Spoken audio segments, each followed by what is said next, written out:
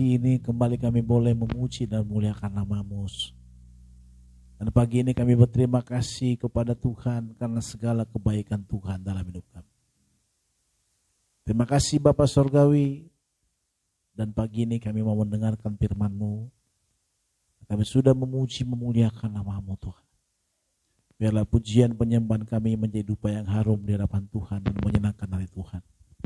Dalam nama anak-Mu Tuhan Yesus Kristus kami bersyukur dan berdoa. Haleluya. Sama-sama kita katakan amin. Amin. Silakan dulu kembali Bapak Saudara kasih Tuhan. Shalom.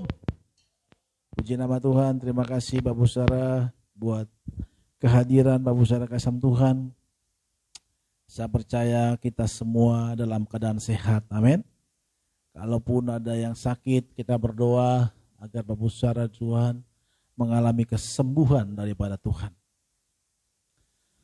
Saudara kasih Tuhan, di dalam 2 Timotius 3 ayat 16 dikatakan, kita baca sama-sama, ada di screen kita. Dalam 2 Timotius 3 ayatnya yang ke-16, di sana dikatakan seperti ini, Bapak Saudara kasih Tuhan. Segala tulisan yang diilhamkan Allah memang bermanfaat untuk mengajar, untuk menyatakan kesalahan, untuk memperbaiki kelakuan, dan untuk mendidik orang dalam kebenaran. Sekali lagi saya bacakan untuk kita, Bapak Saudara Tuhan. Segala tulisan, berarti segala tulisan itu firman Tuhan yang telah dituliskan, yang sudah ditetapkan oleh bapak-bapak gereja kita di waktu konsili, ya, yang namanya dikanonisasikan menjadi Alkitab kita seperti sekarang ini, dan tidak bisa lagi ditambah dan tidak bisa dikurang. Kalau ada menambah menguranginya, berarti dia sedang tidak mempercayai orang yang sudah menganonkan ini. Karena saya percaya Alkitab yang kita pegang ini sudah dikanonkan. Artinya dikanonkan apa sih Pak? Artinya dibuat patokannya, dibuat satu, dibakukan. Kenapa harus dibakukan? Karena dulu itu Bapak Saudara Tuhan banyak sekali ajaran-ajaran juga, Alkitab-Alkitab palsu. Maka perlu ada satu rapat oleh waktu itu bapak-bapak gereja yang dinamakan dengan konsili untuk membuat, mengkanonkan, mematokkan apa saja yang termasuk kepada firman Tuhan. Dan sekarang yang kita pegang ini adalah Alkitab yang Bapak Saudara pegang, mungkin Bapak Saudara downloadnya di handphone, itulah yang sudah dikanonkan dan tidak bisa lagi ditambah dan tidak bisa lagi dikurang. Kalau masuk ditambah dikurang berarti masuk dalam kategori kesesatan, Bapak Saudara. Jadi Alkitab yang kita pegang sekarang ini Bapak Saudara kata ini diilhamkan. Kenapa diilhamkan? Ilhamkan berarti diberikan pencerahan kepada siapa? Kepada para rasul-rasul, kepada para nabi-nabi, kepada para hakim-hakim. Pada masa itu ada hakim juga, imam yang menuliskan. Serta murid-murid Yesus yang kita sebut rasul, salah satunya adalah Paulus, Petrus, dan Yohanes. Serta ada juga Lukas yang bukan murid Tuhan Yesus, ia adalah seorang dokter yang membakukan, menuliskan kesaksian tentang kehidupan Kristus, tentang kejadian yang terjadi waktu Yesus Kristus hidup di dunia ini. Dan juga Bapak Saudara Tuhan yang diilhamkan Tuhan kepada para rasul-rasulnya. Untuk apa Bapak Saudara Tuhan? Untuk mengajar kita katanya. Jadi firman Tuhan yang kita pegang sekarang ini termasuk salah satunya untuk mengajar kita. Untuk menyatakan kesalahan. Untuk memperbaiki kelakuan dan untuk mendidik orang dalam kebenaran. Jadi Bapak Tuhan, firman Tuhan itu untuk apa? Mengajar kita.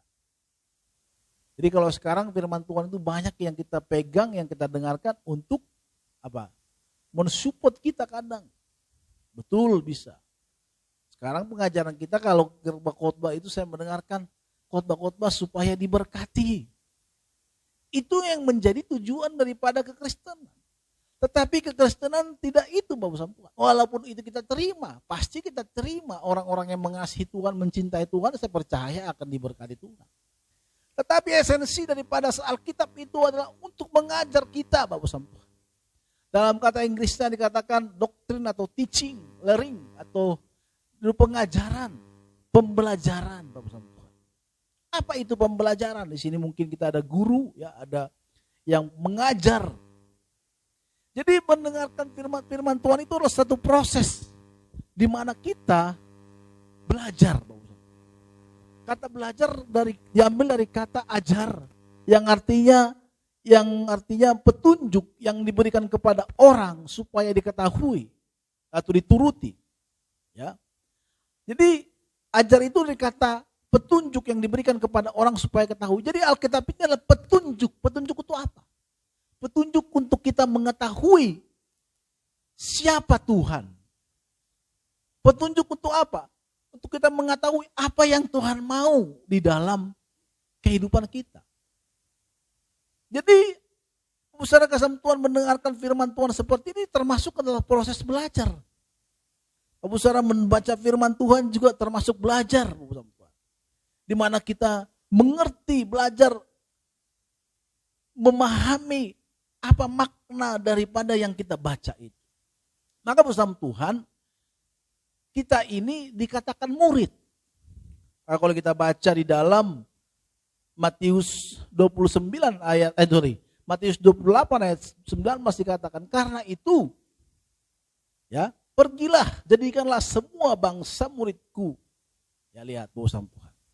Yesus berkata kepada murid-muridnya agar dijadikan bangsa, semua bangsa menjadi muridnya. Kata murid bersama Tuhan di mana ada proses belajar mengajar. Kita pernah murid. Saya percaya semua kita di sini pernah murid. Kecuali zaman penjajahan dulu, nggak ada orang sekolah. Adapun sekolah itu sekolah mahal. Tapi sekarang mungkin angkatan kita nggak mungkin nggak sekolah. Minimal kita sekolah SD. Saya nggak tahu di sini, yang saya tahu di sini kita orang-orang berpendidikan semua. Amin. Jadi kita melewati proses murid, Bapak. Kita tahu proses murid itu bertahun-tahun, 9 tahun. Kita sebagai regulernya itu 9 tahun. Kalau kita masih mau melanjutkan lagi, S1 tambah 4 tahun, S2-nya kalau mau lagi, S3-nya mau lagi, kita bisa panjang habis waktu kita untuk belajar. Jadi proses belajar mengajar itu bicara masalah murid.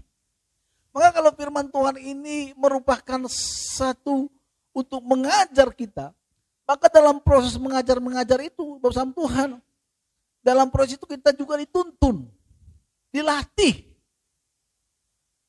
Dan kalau kita tidak taat, dihukum bersama Tuhan. Ada pernah dihukum di sini Bapak Saudara? Adalah pasti ya. Dihukum kenapa? Tidak mengerjakan PR. Dulu waktu kelas 1, kelas 2, kelas 2, mama saya jadi guru saya. Jadi kalau saya disuruh belajar, saya nggak mau, dia diam. Nanti di kelas dia akan dihukum.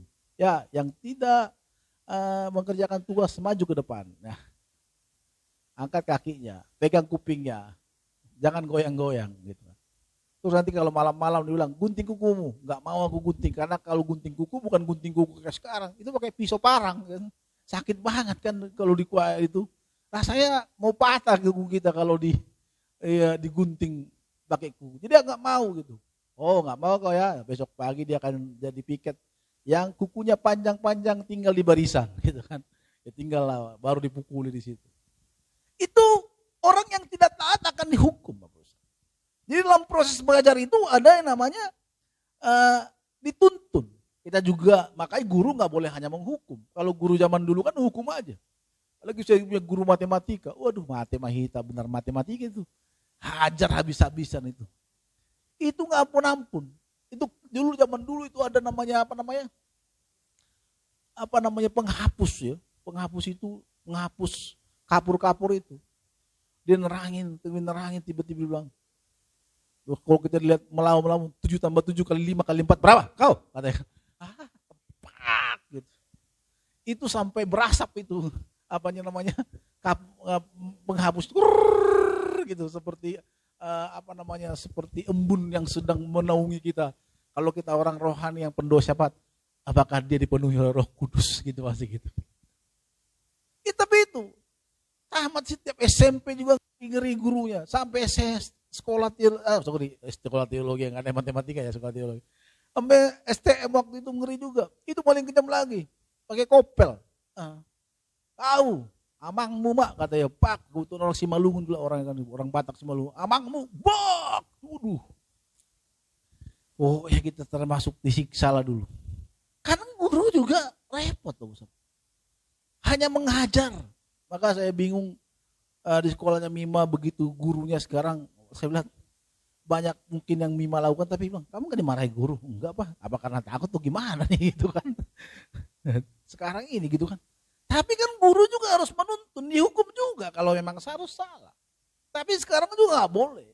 Maka firman Tuhan tidak saja menghukum kita Bapak sama Tuhan, firman Tuhan juga mengajar kita, menuntun kita. Maka Tuhan itu sabar, kita berkata Tuhan itu panjang sabar menuntun kita. Ada satu lagu Pak Eras yang bagus Bapak sama Tuhan yang pernah, yang selalu mungkin kita dengar. Sabarnya Tuhan melindungiku, itu lupa lagi kata liriknya. Jadi bahasa Batak ya tahu. Jadi ada lagu yang katakan sabarnya Tuhan menuntun kita. Tuhan tuh sabar menuntun kita, mengajari kita lewat Roh Kudusnya. Maka bersama Tuhan proses belajar mengajar ini juga bisa melalui diri kita sendiri. Maka bersama Tuhan saya katakan kepada kita, kita harus bisa membaca firman Tuhan setiap hari. Karena firman Tuhan juga berkata kepada orang Israel supaya mereka merenungkan firman Tuhan itu siang dan malam. Maka bersama Tuhan firman Tuhan menjadi kecintaan. Pemasmur berkata firman-Mu menjadi aku cintai dikatakan.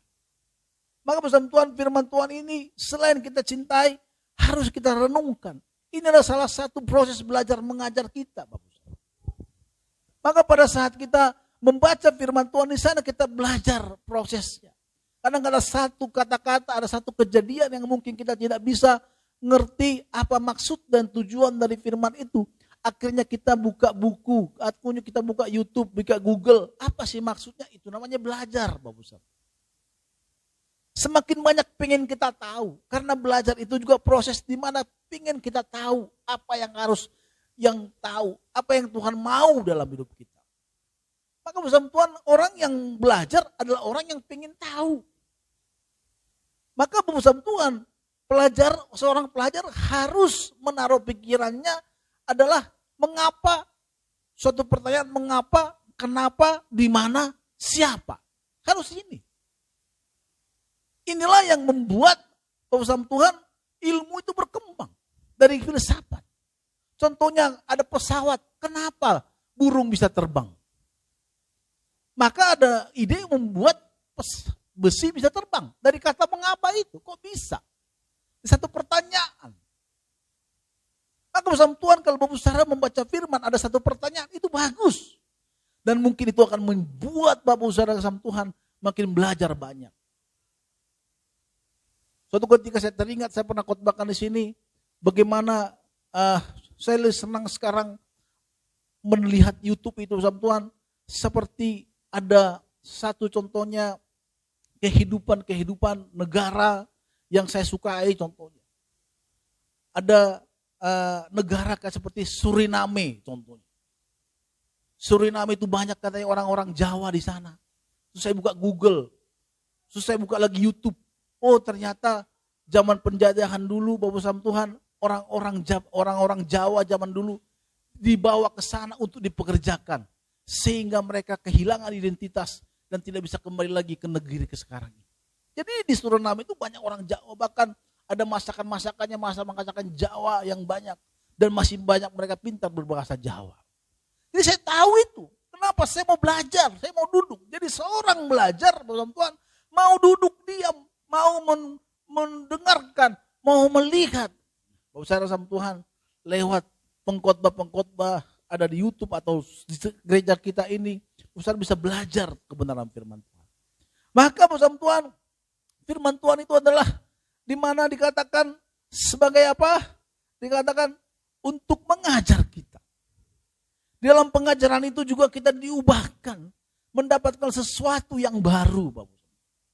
Jadi bukan pendeta saja sekarang ini yang bisa mendapatkan ilham yang baru. Kita juga bisa mendapatkan satu ilham yang baru di dalam pembacaan kita terhadap firman Tuhan. Kalau kita membaca firman Tuhan, kita diajari di sana. Kalau kita ke gereja lagi, kita diajari sesuatu yang kita dapat. Oh, ini maksudnya dalam hidupku ini. Mungkin dari rumah kita pusing, kemana sih kehidupan ini?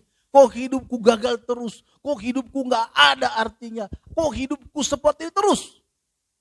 Waktu saya ke Jakarta bawa sama Tuhan, saya melamar waktu itu. Guru bilang, waktu itu dia bilang gak bisa lagi hari ini. Karena sudah moneter, malah kita pengurangan. Saya mulai berpikir, kemana aku Tuhan? Ngamen dulu lah, ya kan? Ngamen waktu itu malah ketagihan jadi pengamen. Karena duitnya ada. Penting ada duit, mau kerja, ngamen, ada uang, bayar uang kos, selesai. Tapi lama-lama kepikirkan, kok jadi ngamen terus? Siapa mulai bertambah pikiran, saya melihat orang mulai menikah. Adakah wanita yang mau sama saya kalau saya jadi pengamen terus seperti ini? Saya tidak merendahkan pekerjaan itu, Bapak Sama Tuhan. Tapi menurut saya, siapa yang mau wanita yang mau seperti saya? Karena setiap saya dekati wanita mereka menjauh. Gak tahu kenapa, ternyata bau badan saya yang sangat harum. Dan harum maksudnya harum dalam kata arti negatif. Dan itu terjadi pada saat saya pernah ke gereja. Tiba-tiba orang di samping saya pada pindah. Saya cium baju badan saya. Oh ternyata baunya minta ampun. Gitu. Saya mulai berpikir kemana hidup saya Tuhan. Pulang kampung malu. Seperti seorang anak yang hilang itu. Bekerja mau ngapain kita gak bisa. Anak yang hilang juga gitu kan. Bekerja aku gak bisa. Hanya bisa menghabiskan harta orang tuanya. Akhirnya dia kembali ke rumah bapaknya. Maksudnya bukan kembali ke rumah bapak di surga ya. Kan kadang kita berpikir kemana kita Tuhan. Hidupku mau kemana ini. Pernah gak sih Bapak Saudara mengalami keadaan itu? Maka pada saat saya mulai bertanya-tanya seperti itu, saya berusaha untuk menjadi lebih baik lagi, malah kehancuran datang. Dan baru saya tahu setelah saya masuk ke gereja, dan saya tahu ada satu khotbah pendeta dikatakan, hari ini apa yang menjadi cita-citamu? Khotbah di mana Petrus dipanggil Tuhan menjadi penjala manusia. Waktu itu ikan mereka sangat banyak, semalam-malaman mereka menjala ikan dan tidak ada. Akhirnya mereka diberikan Tuhan ikan yang banyak.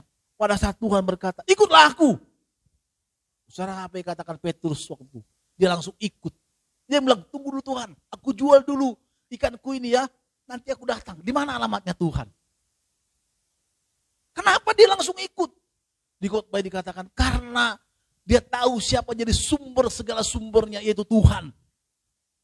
Saya terbuka mata rohani saya di sana. Oh iya ya, kalau Tuhan menjadi sumber segala sumber Tuhan, kenapa aku masih mencari yang receh-receh ini? Kalau kita bisa bergaul dengan presiden, kenapa kita harus bergaul dengan para menteri-menterinya? Betul gak sih? Kalau kita langsung bergaul dengan presiden, berkata lebih banyak kan? Itulah konsepnya. Selama ini kita kan hanya bergaul dengan lurah-lurahnya. Tapi kita gak bergaul dengan sang penguasa. Itu Tuhan. Saya mulai berbuka pikiran saya. Dan saya bilang dari sana, Tuhan mulai sekarang saya kembali kepada. Karena memang waktu SMP saya berjanji akan menjadi hamba Tuhan.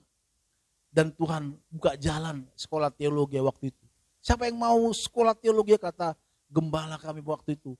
Ayo Pak Pendeta Parihaji kata, ayo daftar sekarang. Waktu itu dibilang, kalian mau ke Cina enggak? Saya pikir daripada saya pengamen mendingan saya Cina. Mati sekalian ya kan. Apa martir, itu dulu. Saya pikir kalau sekarang mau mati enggak, tunggu dulu anak saya itu kan masih kecil-kecil Tuhan. Tolonglah Tuhan ya kan. Waktu itu benar. Buka jalan, akhirnya dikirim ke Batam, mulai kayak gini kehidupan. Wah, tamat dan mulai bisa pegang uang, bisa beli celana yang dulu enggak bisa beli celana. Tuhan punya rencana. Kamu itu mau jadi waktu terbuka pikiran saya ya Tuhan. Hanya satu, memang susah saya mau kembali ke Tuhan. Di sana saya diajari. Maka bersama Tuhan pengajaran itu membuat kita mengerti kemana tujuan kita. Orang yang sekolah pasti tahu, kalau dia sekolah pasti punya cita-cita, mau kemana dia pergi. Kalau dulu sebelum saya masuk ke gereja, saya nggak tahu hampa kayak kabut dunia ini. Saya nggak mau kemana sih. Mau jadi artis suaranya juga pas-pasan. Mau jadi musisi juga hanya tahu kunci G, C, D itu doang. Naik kunci, mau kemana kuncinya. Setelah saya jadi pendeta, saya mengerti musik ini. Oh begini pemusikan ini gitu. Simple. Kenapa nggak dari dulu saya tahu gitu loh. Dalam pikiran saya katakan, sengaja Tuhan singkapkan. Kalau kau tahu, kau akan mau jadi hamba Tuhan. Waktu sebelum sekolah teologi, setiap nyanyi keluar itu ya, keluar kayak ada reaknya, gitu. Nada tinggi, gitu. Itu, gitu. Malu kan? Padahal itu nadanya nggak tinggi. Kalau orang Batak sampai tinggi, sampai keluar urat-uratnya, tapi suaranya masih bagus gitu. Tapi awak masih keluar reak gitu. Kalau sekarang bisa juga sih nyanyi tinggi itu, tapi enggak lagi gitu. Bisa. Kalau sekali-sekali bisa lah. Tapi kalau terus langsung serak gitu. Jadi pada saat kita proses di pelajaran mengajar itu, seorang siswa juga tahu cita-citanya mau kemana.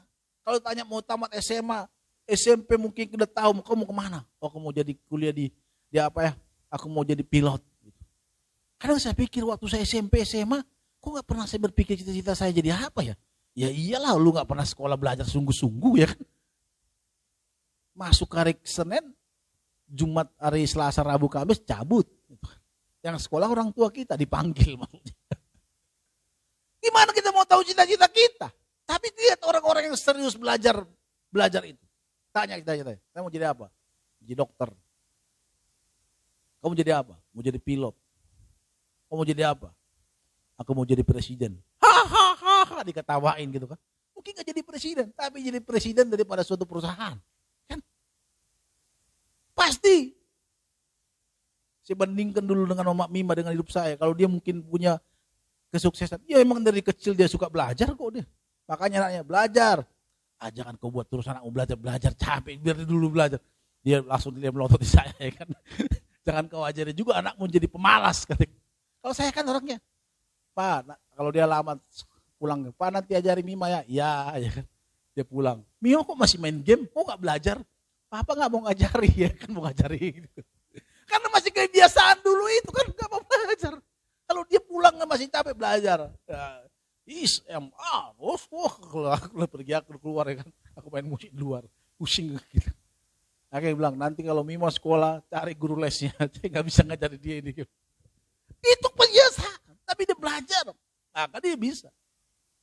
Jadi orang yang benar-benar belajar itu pasti menerima hasilnya, Pak Busam. Demikian juga dengan firman Tuhan ini. Mengajar, katakan. Kitalah seorang murid yang tunduk. Maka firman Tuhan itu merupakan satu proses di mana cara perbuatan mengajar atau mengajarkan.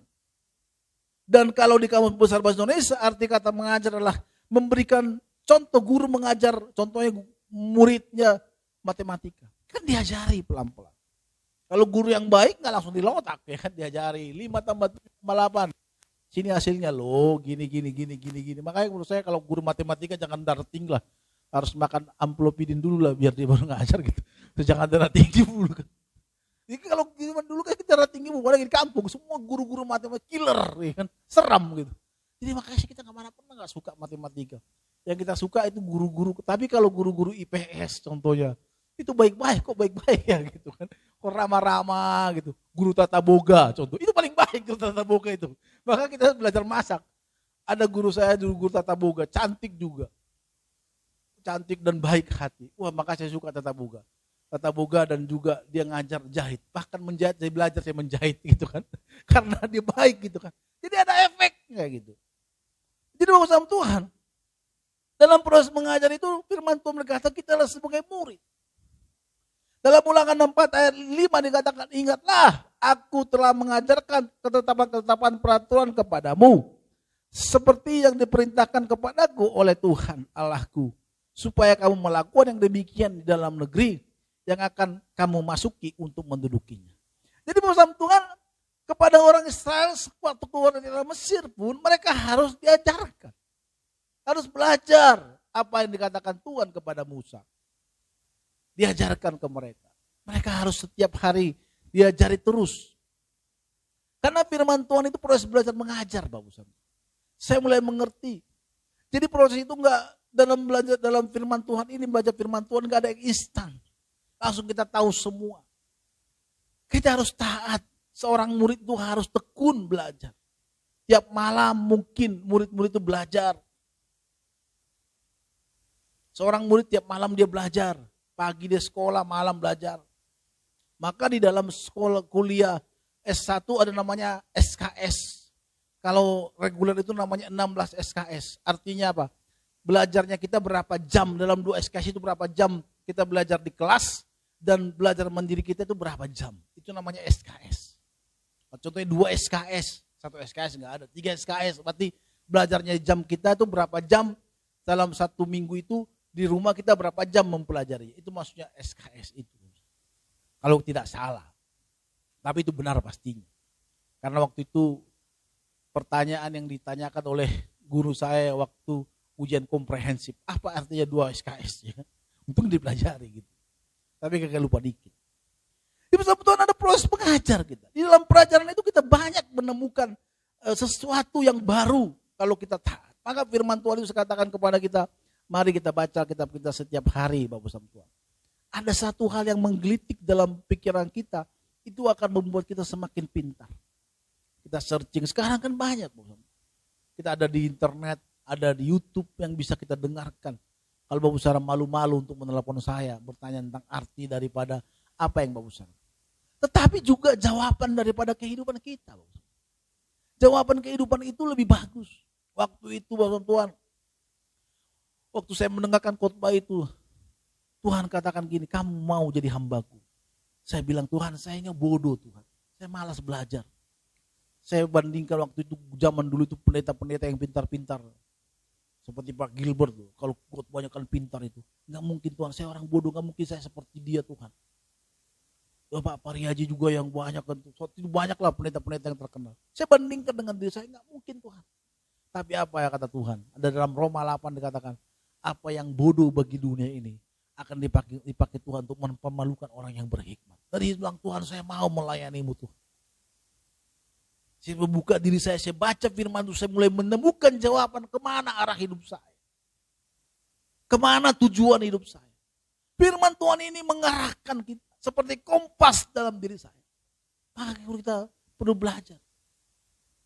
Sekarang ini bersama Tuhan, mungkin saya juga mulai malas-malasan membaca firman. Kadang ada malas, kadang harus dipaksa. Tapi zaman dulu waktu kita bertobat, 5 pasal itu kita lahap setiap hari. Bangun pagi, kita lahap 5 pasal. Bahkan saya udah baca kitab ini berapa kali. Kita lahap. Itu seperti air yang masuk ke dalam hati kita. Menerangi hati kita. Baca firman itu seperti, sudah pernah gak sih membaca sebuah novel? Zaman dulu waktu SMP, kita mungkin sering pinjam novel. Saya gak tahu apa novel bacaan bersama Tuhan. Atau cinta apa gitu, pasti benar dong. Sampai kita keluarkan, nggak tahu, Amburu atau Mangburu pernah tuh, atau itu pernah nggak ke sana? Ya pernah kan? Berapa harganya? Kalau baca novel 1 hari bisa habis nggak? Bisa. Iya kan, sambil tiduran gitu kan? Bikin lagi, pinjam lagi. Kadang kita bisa pinjam buku 1 hari itu pulang sekolah 3 loh. Betul nggak? Komik, Mangburu komik. Kan bisa kita baca tuh. Wiro Sableng, saya dulu Wiro Sableng, komik Wiro Sableng gitu. Itu bisa baca, tiba-tiba balik lagi, ganti lagi bukunya, buku apa lagi yang kita baca. Itu 1 hari, kenapa? Karena baca buku itu seperti minum air. Mata gak melotot terus gitu. Tapi kalau baca kita langsung ngantuk. Gitu. Itulah kita gitu. Tapi itu perlu kita periksa. Memang begitu Pak kalau kitab. Apalagi kami orang Batak kan. Orang Timur, kalau udah mati baru dibuat di kepalanya Alkitab itu kan. Supaya kenapa? Supaya nanti belajar dia waktu hidup nggak pernah baca Alkitab dia kan. Setelah mati baru ditaruh di kepalanya Alkitab. Itu proses belajar mengajar Bapak. Bersama Tuhan, firman Tuhan itu mengajari kita, menuntun kita mengerti tentang Tuhan. Tuhan ini juga, maka dalam proses mengajar itu kita harus melihat, mau taat, mau duduk diam. Biarkan Tuhan yang menuntun kita. Roh Kudus yang mengajari kita di dalam mempelajari firman Tuhan. Maka bersama Tuhan sekarang jangan pernah bosan untuk belajar. Bagaimana sih proses mengajar dalam firman Tuhan, Pak? Baca aja dulu firman Tuhan. Baca setiap hari. Kadang malas, Pak, paksa dirimu. Kalau untuk sesuatu kita bisa paksa. Mungkin mau usaha tidak laporan di grup kita, nggak apa-apa. Tapi buat dirimu minimal 1 hari membaca firman Tuhan. Tadi sahabat saya nasihati, ada satu masalah pergumulan dihadapi dia. Saya bilang ke dia, makanya kau doa pagi kau. Kau doa pagi. Saya katakan doa pagi itu bukan untuk kita diberkati. Saya dulu waktu nabrak motor itu memang pagi-pagi enggak doa. Kenapa kita berdoa Bapak sama Tuhan? Itu menyenangkan hati kita. Kita menjadi bijak di dalam menjalani hidup. Kalau pagi-pagi kita udah berdoa pagi. Mungkin Bapak Saudara tidak ikut dalam Zoom kita. Tapi buatlah tiap hari bangun pagi berdoa. Minimal menyembah Tuhan. Mungkin enggak setengah jam. Mungkin 5 menit, 2 menit, 3 menit dulu. Sama Tuhan seketika. Saya kalau sedang nge-gym. Dalam proses pembentukan perut. Puji Tuhan sedikit kurang. Ya, walaupun masih banyak. Saya ditanya sama teman saya. Kok perut saya masih gede ya? Itu pola makan Pak. Dan kardio minimal. Tapi saya kalau kardio paling malas. Kardio itu kayak lari contohnya. Kayak ya lari lah. Paling malas. Maunya kalau angkat beban saya masih suka. Tapi kalau kardio paling malas. Apalagi melebihi dari 2 menit, 1 menit aja udah malas lihat jam. Makanya kalau saya kardio, saya buat stopwatch. Berapa menit nih? 1 menit berhenti, 1 menit jalan. Salam Tuhan. Kardio itu penting apa? Dikatakan untuk memproses lemak itu. Maka saya harus paksa diri saya untuk bisa kardio supaya badan saya turun, perut saya bisa agak slim dikit karena udah besar. Pada proses itu bersama Tuhan, kita harus memiliki semangat, memaksakan diri kita untuk mengerti, tahu apa yang menjadi tujuan hidup kita. Maka itu butuh proses. Saya katakan ke dia, maka perlu kau berdoa. Pagi doalah kau. Karena nggak tahu kan. Dalam kehidupan kita sehari-hari kita jalan, ada orang yang membuat hati kita kesal. Kalau kita nggak berdoa, ya kita akan terikut. Kita berdoa aja kadang mau terpancing, apalagi nggak berdoa. Saya katakan bahwa sana nggak harus ikut Zoom, tapi minimal buat. Dalam kardio itu dibilang apa? Jangan langsung kamu fokuskan setengah jam dulu. Kan kita kan pengen, kardio setengah jam, malas kan. Kardio coba dulu 5 menit. Kali pertama aja 5 menit aja, 5 menit. Lari itu atau pelan-pelan. Kalau udah mulai terbiasa naikin jadi 10 menit, terbiasa baru 15 menit, naik 20 menit. Sama seperti kami angkat beban, enggak langsung gede-gede yang 50, enggak. Dari ringan-ringan dulu. Seminggu, sebulan ringan, baru nanti 2 bulan baru yang agak berat dikit. Kadang kita begitu kan. Nanti berdoa langsung setengah jam. Bangun pagi usahakanlah. Pagi, Tuhan terima kasih. Kalau kita bisa menyembah. Haleluya, haleluya, haleluya. Terima kasih Tuhan hari ini. Oke hari itu. Besok lagi. Cuma 2 menit, gak apa-apa. 5 menit gak apa-apa. Nanti lama-lama terbiasa. Itu akan seperti candu. Kita bangun pagi gak berdoa gak enak nih. Jadi bukan karena kita gak apa. Jadi karena udah kebiasaan gak enakan. Jadi saya bicara sama Mang Boru. Dibilang kami dulu waktu kecil, papa saya tentara, pagi-pagi 4:30 harus bangun, kalau nggak dikopel gitu. Tapi sekarang manfaatnya ada kan katanya, betul juga. Orang tua zaman dulu kan gitu, bangun. Ayam duluan bangun daripada kau, kan gitu. Konsep itu nggak tahu juga. Kita bisa dibandingkan dengan ayam, pokoknya jangan kalah sama ayam. Supaya berkat kita jangan dipatok ayam. Ayam jam 5 udah kok gitu. Padahal masih muda. Sama Tuhan jangan langsung dulu. Proses belajar begitu. Baca firman Tuhan juga langsung 5 pasal. Enggak usah. Baca mungkin setengah pasal. Tapi konsisten. Tiap hari. Beda. Lihat hasilnya. Sekarang saya tiap hari latihan sama Tuhan. nge-gym.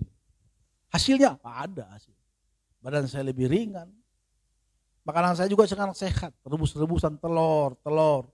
Ada nggak sih ya, Bu? Kalau kemarin suka asam lambung, gitu. Kalau sekarang jarang asam lambung. Saya nggak tahu itu. Jarang saya mulai sendawa itu jarang.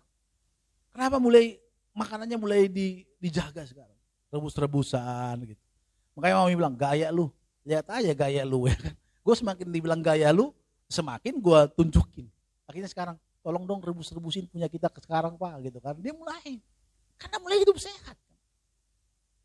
Kita mau hidup kita sehat, bukan apa kita belajar. Dari dalam itu nggak langsung kan. Saya juga nggak langsung makan telur 5. Pertama 1 dulu, baru sekarang baru bisa 5. Teman saya 10, 15 putih telur makan satu hari. Putihnya doang. Kalau ikut kuningnya masih enak kan, kasih garam. Ini kalau 15 putihnya doang, enak gitu. Gitu kan. Saya ngeliatnya enak. Pertama 5, pusing kepala saya. Habis kayaknya. Saya pelan-pelan. Sekarang bisa masuk 5. Untuk apa sih Pak? Aku gak pengen kau badan ototmu yang kekar-kekar loh katanya. Bukan cuma kekar, tapi untuk kesehatan. Telur itu bagus untuk protein, untuk menambah tenaga kita. Sekarang lebih sehat tuh. Pagi-pagi biasanya saya oyong ngantuk. Tapi kalau sekarang bangun, enakan. Tidur juga mulai enak. Jam 10 udah gitu kan. Kalau dulu jam 11, jam 12, jam 3. Terus pegang handphone itu. Gimana kamu handphone? Gak bisa tidur ya kan, mau ngapain? Sekarang udah mulai jelas. Nah, jam 11 lah paling lama saya udah tidur sekarang. Makanya orang euforia dengan Eropa, Piala Eropa, saya udah tidur nyenyak. Saya lihat aja, wah udah gak tertarik. Belajar. Firman Tuhan itu pelajar. Kita harus belajar. Maka bersama Tuhan mulai baca firman Tuhan, pada sesuatu gairah hidup yang kita dapatkan. Firman Tuhan inilah ini semuanya, gak ada hal yang lain. Inilah sebagai pedoman hidup kita, kompas hidup kita. Maka sering kita baca. Gak mungkin, gak kenapa Tuhan memfirmankan ini. Karena itu untuk belajarnya kita, kompasnya kita. Di sini kita belajar kehidupan kita. Saya pernah hidup di bawah kemiskinan ya. Maksudnya kemiskinan, memang miskin gitu. Sampai beli bensin gak bisa. Sampai mau makan harus ngutang di warteg gitu kan. Kan pertama-tama udah lapar sekali waktu itu. Ada warteg dekat rumah. Mau makan sama sana gak enak ya. Saya bilang, Mbak bisa ngutang gak? Wah bisa katanya. Tapi mikirnya kapan bayarnya ini gitu kan. Sampai pinjam ngutang di bawah kemiskinan. Sampai teman saya bilang, kau baca Mazmur. Saya baca Mazmur, kayak kekuatan. Ketika buah pinggangku sakit merakitkan, ya kan, itu seperti masuk ke hati kita gitu kan. Engkau mengingat aku ya Tuhan, gitu aduh. Oh itu enak banget. Kalau kita lagi susah bawa sama Tuhan, baca kitab Mazmur enak gitu. Tuhan, kaulah pertolonganku gitu. Kaulah pengharapanku. Wih itu enak banget. Bersama Tuhan itu yang membuat saya bergairah. Semangat lagi. Ternyata Tuhan itu kayak ada suatu keanugeraan, kekuatan yang mendorong hidup saya. Sehingga saya tetap di dalam Tuhan. Walaupun waktu banyak godaan yang menggoda saya untuk keluar dari situ, untuk mencari kehidupan yang lebih baik lagi. Banyak. Tapi saya bilang, karena saya selalu setia membaca firman Tuhan.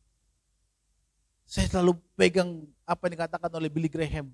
Tidak ada sarapan pagi tanpa pembacaan firman Tuhan. No breakfast, no Bible. Itu yang saya tanamkan di hati saya. Jadi tidak ada makan sarapan pagi tanpa kita membaca firman Tuhan. Tanamkan itu dalam hati. Buat radikal itu. Seradikal itu.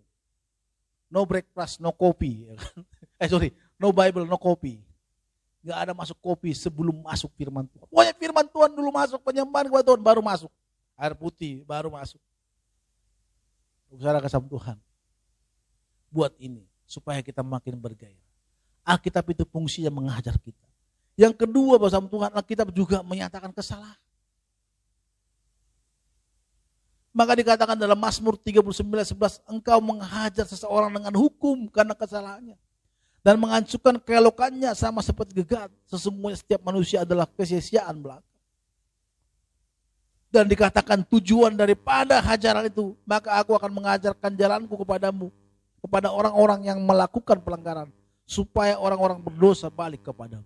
Jadi Jadi tujuan daripada kita dihajar Tuhan supaya kita mengerti kembali ke jalan Tuhan. Kadang Tuhan juga menuntun kita lewat dihajar kita karena kesalahan kita. Tuhan hajar kita bukan karena Tuhan tidak sayang sama kita. Dia sangat sayang kepada kita. Tetapi menghajar kita Bapak Sam Tuhan supaya kita berbalik kepada hukumnya. Jadi firman Tuhan itu menyatakan kesalahan. Kalau kita merasa benar, kalau kita merasa hidup kita masih lurus-lurus saja, pada saat kita membaca firman Tuhan ini, di sana dinyatakan kesalahan. Pada saat kita membaca firman Tuhan, kita juga diingatkan kepada. Kemarin saya baca di ulangan 8 kalau nggak salah, di mana dikatakan Tuhan mengajarkan, aku sudah memberkatimu. Apabila engkau jauh daripada aku, kata Tuhan, aku juga akan memberikan hukuman kepada. Terkadang kita seperti orang Israel, kadang juga saya seperti orang Israel yang hidupnya sulit di tanah Mesir. Pada saat Tuhan membawa mereka ke tanah perjanjian yang mana melimpah susu dan malunya, semuanya serba enak dikatakan. Kadang kita lupa kepada siapa yang memberikan yang enak itu. Dan kadang juga itu secara manusia kita lakukan. Maka kesalahan itu harus kita ubah. Oh iya Tuhan ya, aku selama ini hidup udah jauh dari Tuhan. Aku selama ini sudah jauh dari Engkau Tuhan. Maka pada saat kita membaca firman Tuhan, kesalahan kita diperbaiki. Dinyatakan kesalahan kita. Ini loh.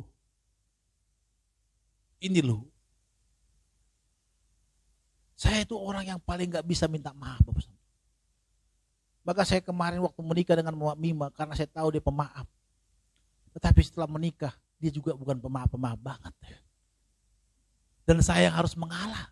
Pernah kami ribut, itu ribut besar.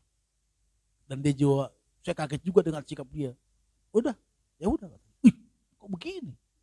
Tuhan, bukan dia yang ku kenal zaman dulu itu ini. Yang kadang kalau kita marahkan dia datang ke kosan saya, bang, gitu kan. Ini kan dia ini. Wah, saya bergumul. Tuhan, gimana? Saya bingung. Saya telepon, ada satu abang rohani saya. Bilang, Dek, dalam keluarga itu kita butuh minta maaf, Dek. Enggak lah bang, dia yang salah. Dek, kau mau rumah tangga bagus atau mau rumah hancur? Oke bang, terima kasih ya. Saya di kamar atas waktu saya balik. Minta maaf atau gimana? Bukan saya, biar aja lah. Tapi kalau hancur rumah tangga saya pendeta. Udah hancur dong, gak jadi pendeta lagi nanti saya. Apa kata Namburu? Gereja bubar. Ya kan? Buat gak ada ibadah, udah bubar gitu kan. Apa katanya? Itu bergumulan. Akhirnya saya renung-renungkan, saya datang sama dia. Aku minta maaf ya Ma. Oh enggak. Dia bilang, ya udah biar aja. Ini aku udah minta maaf. Tapi udah mulai cair. Hati saya mulai tenang. Saudara sama Tuhan, kadang kita merasa benar. Kadang kita merasa hidup kita benar. Kita merasa nilai diri kita tinggi. Kita merasa kalau kita minta maaf duluan, harga diri kita sebagai laki-laki yang ganteng ini hancur. Kita merasa ganteng gitu. Saya merasa ganteng. Kau tanya sama Mima kenapa dia cinta sama saya? Karena ganteng dong ya. Apalagi dulu. Wah, iyalah. Nggak mungkin lah. Posisi dia, saya nggak tahu posisi dia waktu itu udah punya rumah, punya mobil ya kan. Saya nggak tahu itu. Maka kau pacaran denganku, gue bilang. Waktu pulang dari Australia, mantap nih cewek gitu kan. Langsung gue japri. Oh dibalas sama dia, woi kena nih. Sampai jam 4 pagi kita BBM-an. Setelah menikah jam 8 udah tidur dia. Waduh ini parah ini. Berarti demi cintanya. Iya benar loh. Baru ketemu di Starbucks, saya bagusin, pakai baju saya yang paling bagus. Badan saya waktu masih belum slim begini, masih fit gitu kan. Baju pakai slim fit warna hitam, jenggot dikit. Datang. Gue langsung pura-pura pesan Starbucks. Kamu minum enggak? Enggak, aku enggak minum. Green tea aja enggak. Ternyata benar. Kopi dikit langsung asam lambung naik. Ternyata banyak gitu. Di Starbucks itu di Megaria, ketemu lagi dikasih saya coklat. Pahit banget coklat apa sih aku bilang. Tapi karena dikasih seorang yang kita cintai kan. Pas mau lihat dia, kayaknya mantap juga nih cewek gitu kan. Naik mobil lagi, gak tahu saya dia naik mobil kan. Langsung saya bilang, aku pengen pacaran denganmu. Cepat banget kata dia. Mungkin sih sampai di rumah, di kosan, bilang gini, kalau dia sapa aku pasti kena ini. Sampai di rumah, aku lihat BBM masih itu. Bang, aku udah nyampe ya. Yes, gue bilang. Awal kan udah masuk nih. Awal kan menunjukkan pendeta. Dia bilang, hari Jumat ibadah yuk. Aku gak mau langsung dia nonton yuk. Jangan dong. Kita pendeta, kita ajak dia ke tempat hobi kita. Kemana? Ke Pak Eras. Gue bilang, oke kata dia. Oke, jemput aku lah kata dia. Oh jemput. Dijemput, pergi kita aja. Sampai dibawa pulang dari Pak Eras. Aku mau menikah denganmu. Cepat kali katanya. Mau gak kau? Gue bilang, kalau kamu menikah ya jangan. Gak mau aku lama-lama. Dan dia bilang, diam-diam. Udahlah cepatlah menikah. Kalau 6 bulan menikah kita kan. Sama Tuhan di sini. Waktu itu saya pikir, waduh, bukan dia ini gitu. Tapi kita merasa benar pada saat kita datang kepada merendahkan diri kita. Semuanya selesai. Jadi firman Tuhan ini menyatakan kesalahan. Kita harus merasa benar pada kita membaca firman Tuhan. Kita kadang pintar baca firman Tuhan, tapi kita tidak mau melakukannya. Termasuk dalam hal itu. Merendahkan diri.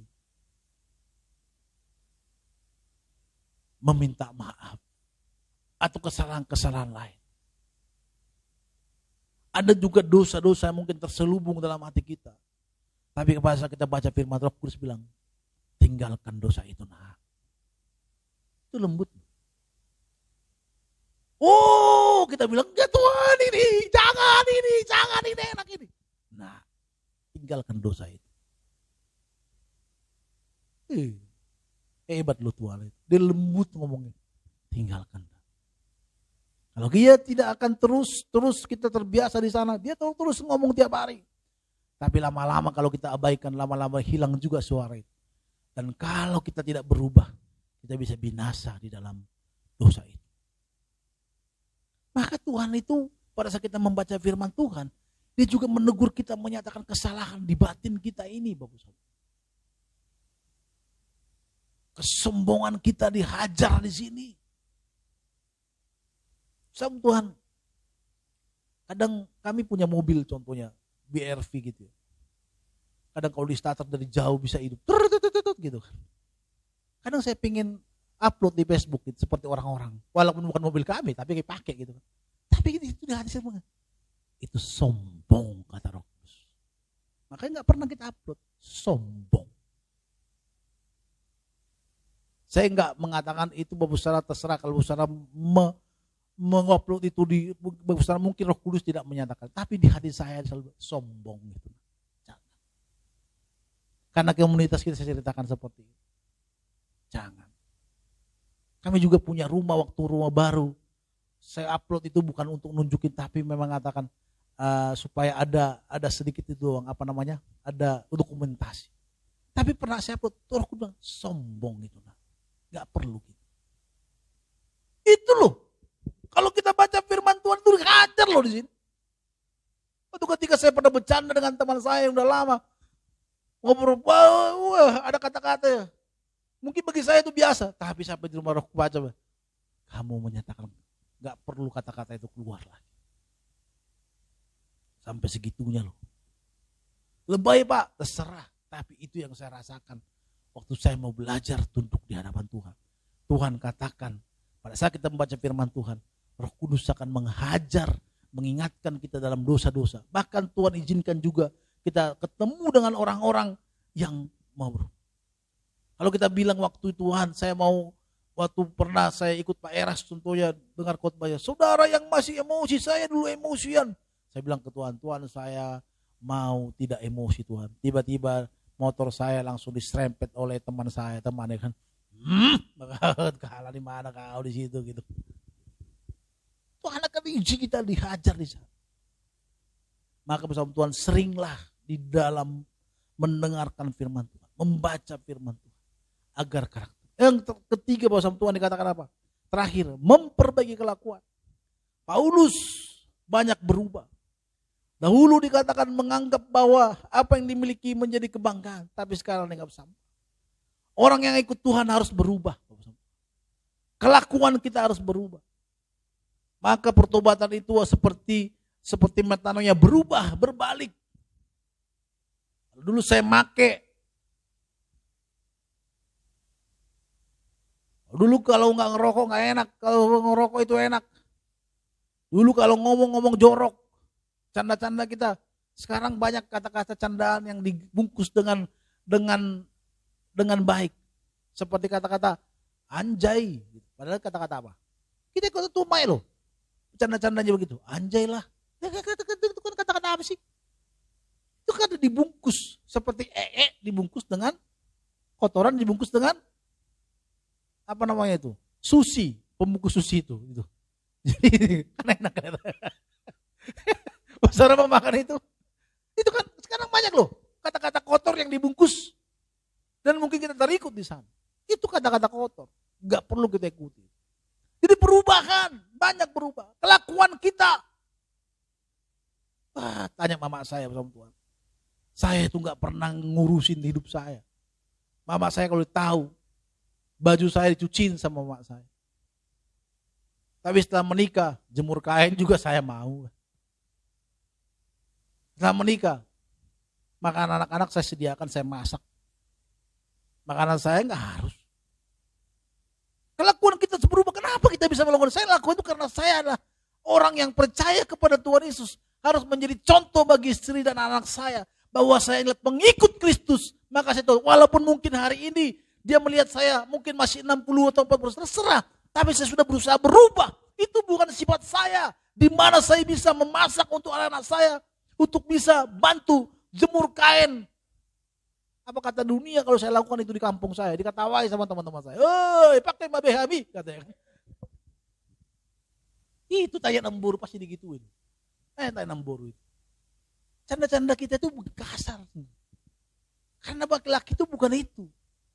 Apakah saya mau melihat itu atau saya mau menunjukkan kepada istri saya yang sudah capek dari kerjaan, dia masih suruh masak, berantem terus kita jadinya.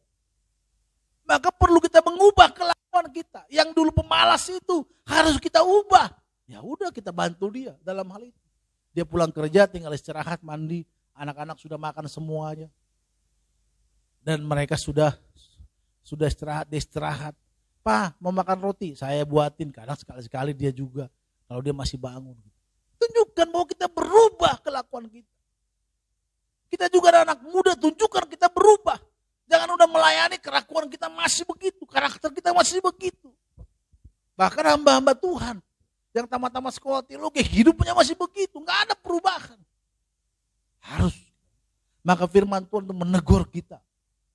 Bahkan Tuhan katakan kita kadang dipertemukan Tuhan.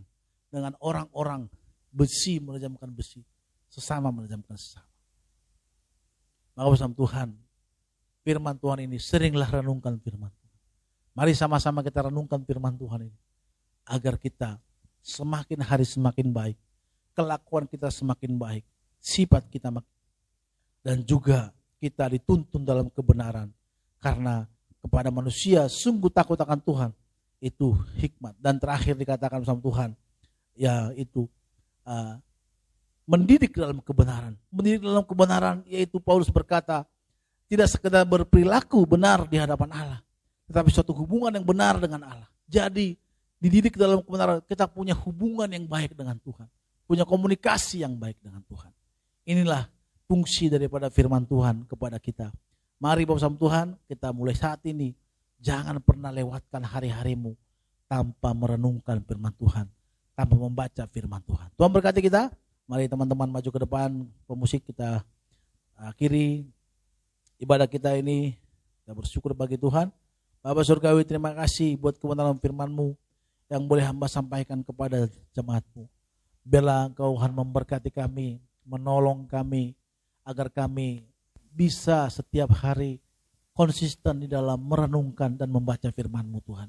Tolonglah kami anak-anak-Mu ini, tolonglah kami hamba-Mu yang lemah ini. Roh Kudus mampukan kami, agar kami tidak melewatkan hari kami tanpa membaca firman Tuhan, tanpa merenungkan firman Tuhan. Agar kami semakin hari karena membaca, dan merenungkan firman Tuhan itu. Itulah yang membuat kami makin kuat, makin teguh, makin hidup kami makin berwarna di hadapan Tuhan. Terpuji nama Tuhan, dan sebagai rasa syukur kami Tuhan, kami ingin memberikan yang terbaik buat Tuhan. Sucikan, kuduskanlah persembahan kami, agar setiap persembahan yang kami berikan ini dapat kami pergunakan untuk lancar pekerjaan di tempat ini. Dan dengan penuh sukacita kami memberikan